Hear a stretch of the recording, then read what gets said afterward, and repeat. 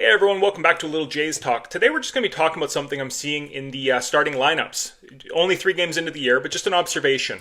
In game 1, we had Alan Roden get into the lineup, and obviously him breaking with the club, we knew he was going to get into games regularly, and this was something that we didn't see last year. We all were very frustrated with Spencer Horwitz. Like, once we finally saw him get called up and basically replicate what he'd been doing in AAA the last couple of years, we were frustrated with the front office for taking so long to get him up there while running out, the Vogelbacks and the Justin Turners and that of the world. So right there, it showed a bit of a change in philosophy, letting Roden break camp, putting him into the starting lineup right away, moving George Springer over to center field, which, he's obviously capable of doing, but they probably wouldn't have done that last year. I think it's been a sign of change that they are a little bit more flexible with their lineup constructions, and they're trying to do more to get offense into the lineup and get their best bats in. So that's right off the hop kind of a change in philosophy there that we didn't necessarily see last year. And they've made it clear that they've got a few horses, right? Bichette, Guerrero, Santander are your 1, 2, 3 hitters. They may shift that down to 2, 3, 4, but that could be a player decision too. They could have talked to these guys, and maybe they have said, no, we feel more comfortable getting our at-bats out of the way in the first inning. Like, we want the consistency to know. Obviously, once you move a guy down into 4th, he's leading off innings. He's like, it is a different thing than batting 3rd when you know you're coming up in that first inning. So that could be a preference on the player side that they're playing to there, and we don't really know that. The other guys that they've made clear are, they're everyday guys, which is no surprise, is the Andres Jimenez at second base, Alejandro Kirk, and then they've made it a point to get Will Wagner into all 3 games so far, using the DH spot and third base to make that happen. So those appear to be the 6 guys that are, at least to start the year, the horses, and the top 3 will remain that way. Alejandro Kirk will play anywhere from 110 to 120 games if all things go well as your starting catcher. Andres Jimenez, I don't believe he bats 4th all year, but he will remain in the lineup for a vast majority of the games. I would be surprised if he played any less than about 155, to be honest. And then, Will Wagner. They've clearly liked his bat last year, and they've liked what he's done through spring and into the early parts of this year. So they've been going out of their way to keep him in the lineup as well.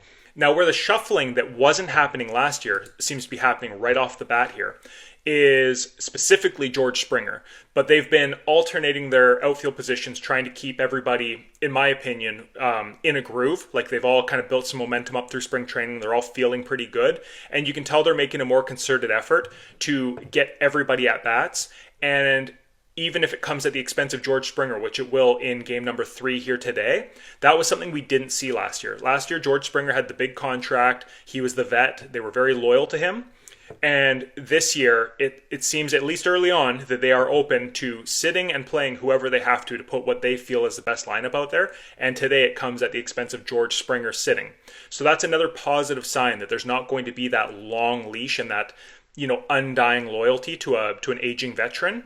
And so what they've done is basically they gave Nathan Lucas game 1 off. He was on the bench. George Springer started in center field with Roden and Santander on the flanks.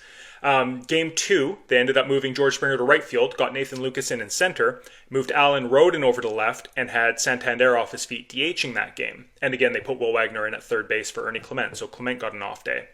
And then now game 3, what they're doing is they're going right field Anthony Santander, so he will have gone left field DH right field. Davis Schneider's getting the start in left field, where obviously he's the most comfortable. That's the only outfield position I've ever seen him play. And then Nathan Lucas is getting the start in center field, and Alan Roden is getting the day off. So nobody is riding the bench for too long, and if you watched yesterday's game, Davis Schneider also came in to pinch hit later on in the game, so just getting into the game and getting some reps when they have the opportunity available. Like, it was a lefty reliever. It was the game was, looking good for us, and they took advantage of that to get Davis Schneider into the game and get an at bat in preparation for his start today. I think that's just really smart stuff by the management, and I know we haven't historically said that a whole lot, but it is a positive that I'm seeing to start the year that this could be David Popkins too, because I know Minnesota Twins fans, they said David Popkins was very good at keeping guys in the rotation and keeping players fresh and, in a groove. So maybe this is a lot of David Popkins' influence and just getting Donnie Baseball out of the decision making. I'm not sure. I don't know who all goes into these. Like, I'm sure it's a collaborative effort to make these lineups, but just super early on things that I'm noticing that are different than what we would have necessarily done last year. So yeah, it's all positive stuff in my eyes. Again, super early.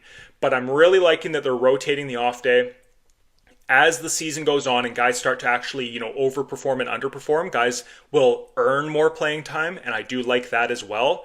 Now, we could get critical of this as it moves on if we start to see more of the stuff last year where Davis Schneider comes in and has a 2 home run game and then rides the bench the following day and maybe the next couple of days. If we start to see some of those things, we will be calling it out here on the channel.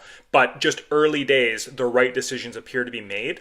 The only thing that we don't necessarily like at this point in time is Andres Gimenez batting cleanup, and I know we've all made that kind of public that it's not ideal. I kind of understand why they're doing it. They're trying to see if it works. They like him in front of Kirky.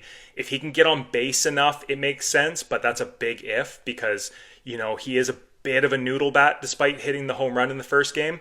But you know what? If he can keep getting on base and keep that OPS up in the mid-sevens or something like that, okay, but ultimately I see him getting moved down once some of these outfield spots start to get more solidified and somebody really starts to separate themselves from the pack. I also saw a comment online today about, Alan Roden shouldn't be sitting for Nathan Lucas, and I don't think that's entirely fair either because Nathan Lucas, albeit he's 30 years old and he'll be 31 this season, he came up for the Blue Jays last year and he did nothing but hit. He had an 820 OPS, and from what I can recall, he's very good against right-handed pitching and then does kind of struggle against lefties, but that's a lot of hitters in the majors.